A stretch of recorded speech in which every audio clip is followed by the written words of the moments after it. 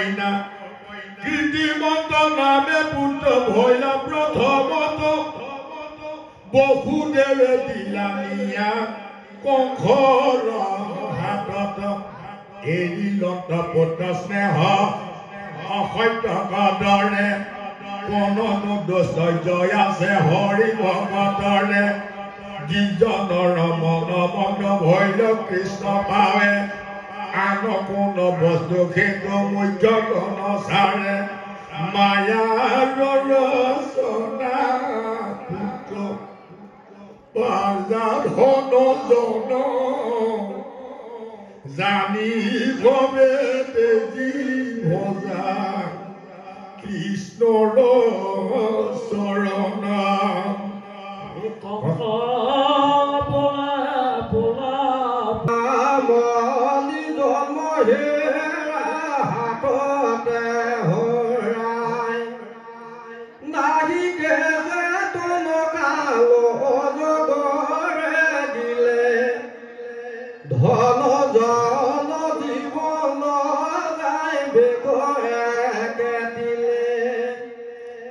যত দেখা ভাজা পুত্ৰ বেয় কাৰণ চাৰি মাত্ৰ থাকে কালে ধৰে যে তীৰ্থন বিষয়ৰ সুখয়কে দিলে কৰি চুৰ যমৰ কিংকৰে ধৰি নিবে যমপুৰ যমৰ মূৰ্তি কতে কি হৰাই বেছে মনা দুৰ্দূৰণৰকে পেলাই ভুল যায় বেজাতনা ৰাম হে নজানি কৃষ্ণৰ চৰিত কৰাৰ দেৱেশে দৌৰিবা ঘূৰ সংসাৰ নিকাৰ বিচাৰি কলিৰ পৰম ধৰ্ম জান হৰি নাম শংকৰে ৰচিলা ডাকি বোলা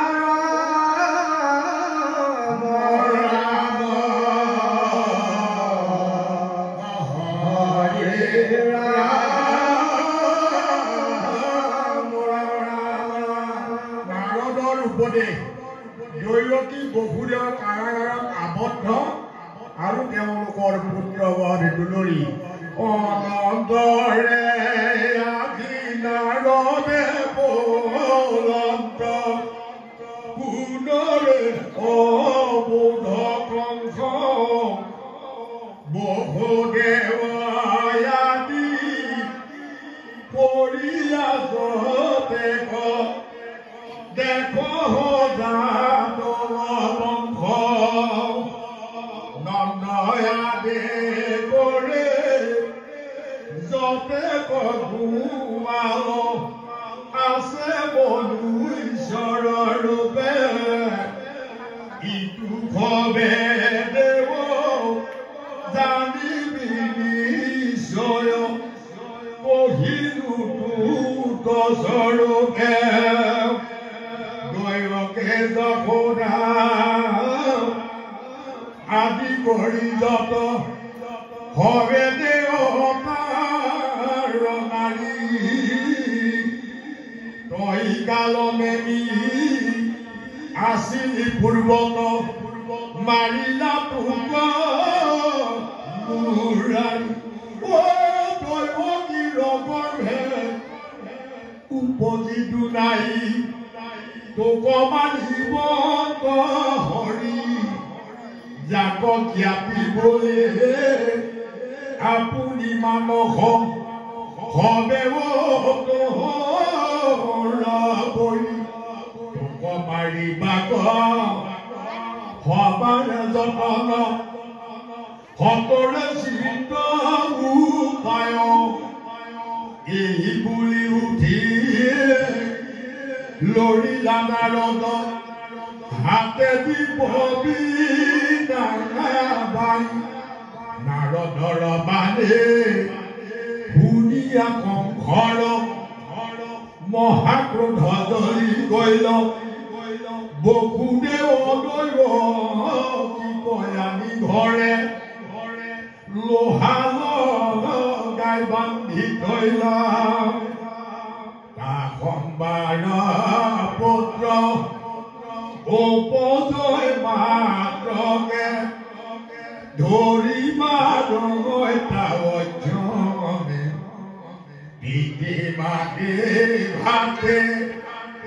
একোৱে নমানে নিদাৰুণ ৰাজা মনে যাদৱ বংশক হিংসা কৰিবাক লাগিল শনিৰাজ উগ্ৰ সেন পেটে তাহাকলে গ্ৰহে